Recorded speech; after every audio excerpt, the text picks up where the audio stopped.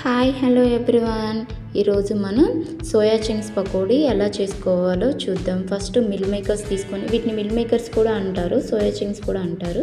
First వీటిని వేడి నీళ్ళల్లో కొంతసేపు నానబెట్టండి. వేడి నీళ్ళు పోసి కొంతసేపు ఉంచడం వల్ల ఏమవుతుందంటే అవి మెత్తపడతాయి. ఇలా కొంచెం పైకి తేలుతుంటాయి కదా, కొంచెం ఇలా ట్యాప్ చేయండి, లోపలికి వాటర్ పీల్చేసుకుంటాయి. పీల్చుకున్న తర్వాత మొత్తం వాటర్ అంతా పిండేసి పక్కన పెట్టేసి దాంట్లో కొంచెం అల్లం వెల్లుల్లి పేస్టు, ఉప్పు, కారం, కొంచెం నిమ్మకాయ రసం మొత్తం వేసి మొత్తం బాగా కలపండి. మొత్తం కోట్ అయ్యేటట్టు కలపండి. తర్వాత ఒక 10 నిమిషాలు పక్కన పెట్టిన తర్వాత దీంట్లోకి మనం కొంచెం శనగపిండి, ఒక స్పూను కార్న్ ఫ్లోర్ వేసి మొత్తం బాగా కోట్ చేయండి. ఇవేంటంటే మొత్తం పిండవద్దు, పిసికేటట్టు కలపొద్దు, జస్ట్ ఊరికి పైన అలా అనండి. తర్వాత కొంచెం వాటర్ పోసి కూడా మొత్తం కలపండి. ఇట్లా ఫైనల్గా ఇలా వస్తాయి. ఇంకా అవ్వలేదు, ఇంకొంచెం వాటర్ పోసి కలిపితే ఇదిగోండి ఇలా అవుతుంది. మొత్తం కరుసుకుని ఉంటాయి. వాటన్నిటిని తీసేయండి, విడివిడిగా చేయండి.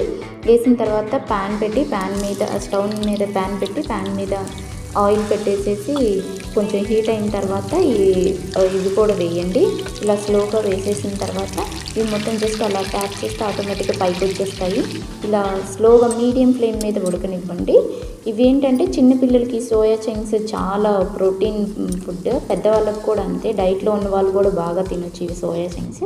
సో ఇలా మొత్తం వేగిన తర్వాత తీసి పక్కన పెట్టుకోండి. పక్కన పెట్టుకున్న తర్వాత ఇంకొక రిమైనింగ్ వాయి ఉంటే ఆ వాయి కూడా వేసేసుకోండి. ఇలా మొత్తం వేసేసిన తర్వాత మీరు ఇవి బాగా డైట్ ఫాలో అయ్యే వాళ్ళు బాగా తినొచ్చు.